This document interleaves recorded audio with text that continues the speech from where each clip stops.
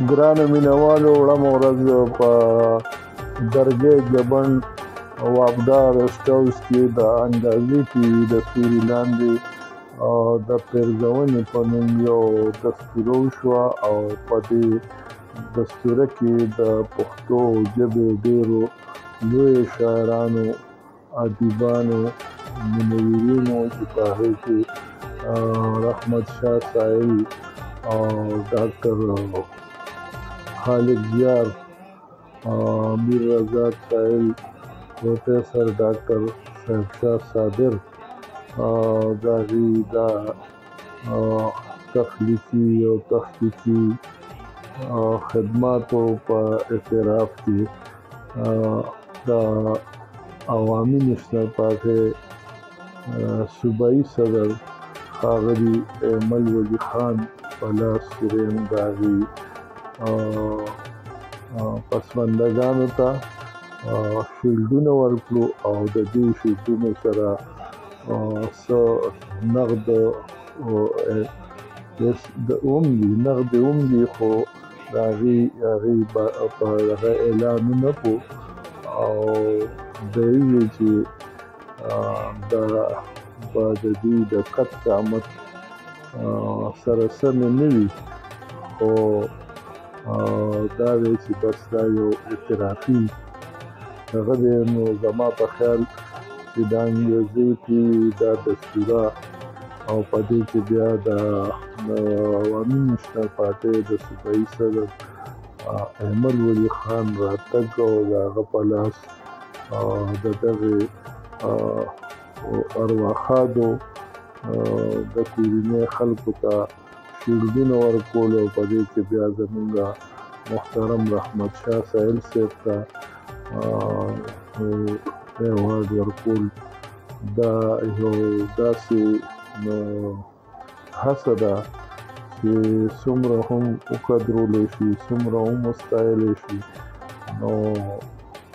دا به لږ موږ هیلهمن یو د ګران او ښاغلي ایمل ولي خان څوک چې د عوامي نېشنل پارټۍ صوبایي صدر دی او د باچا خان کلوسی دی، د ولي خان وسی دی او د ایمل ولي خان زوی دی، د اسفندیار ولي خان زوی دی. نو موږ دا په څلورم پوسټ کې د خدایي خدمتګار او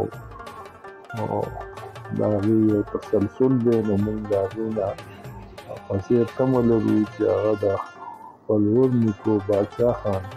چې هغه هم خپل تحریک د شاعرانو، ادیبانو ده او کومه پښتون رساله چې را په هغه وخت کې هغه اجرا کړې وه،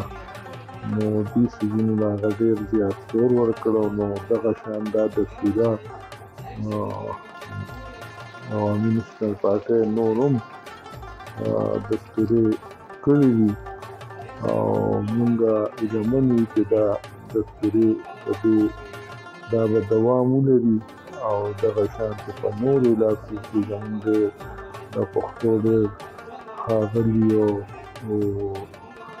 شاعران، ادیبان، هنرمندان هغې دي د هغې خدمات کوي، نو چې په ژوندون کوم ژوندي دي هغه په ژوندون ونازولی شي او هم چې ارواښاد دي هغې هم چې یاد شي او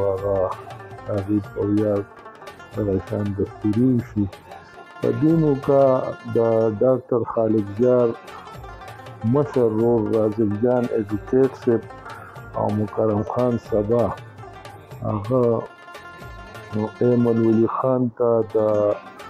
ډاکټر خالد زیار کلیات او د هغه نور کتابونه هغې ورته ډالۍ کړل او دغه شان رازق جان ایډوکیټ صاحب د مکرم خان سبا په مرسته ملاتړ د باچا خان مرکز د لایبررۍ لپاره هم د ډاکټر خالد زیار کلیات او د هغه نور کتابونه ډالۍ کړو. ایمل ولي خان په دې ډېر مننه وکړه او دغه شان دا دستوره په ډېر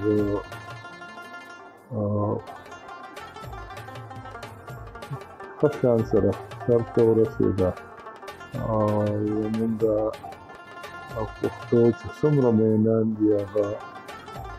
په دې دستوره د خوشحالۍ اظهار کړی دی په سوشل میډیا په نورو وسیلو. الله دې وکړي چې دغه شان دستورې زمونږ په ګرده پښتونخوا کې دوام ولري. ډېره ډېره مننه. زه یم اقبال حسین افکار او دا دی ګندهارا ټي وي چې ستاسو په وړاندې د انګازې ټي وي په درګۍ کې د نومیاله پښتو شاعرانو ادیبانو د پنځونې دستورې مختصر رپورټ او حال تاسو سره د ویډیو د تصویرونو د لارې شریک کړو. ډېره ډېره مننه. ژوندي بریالي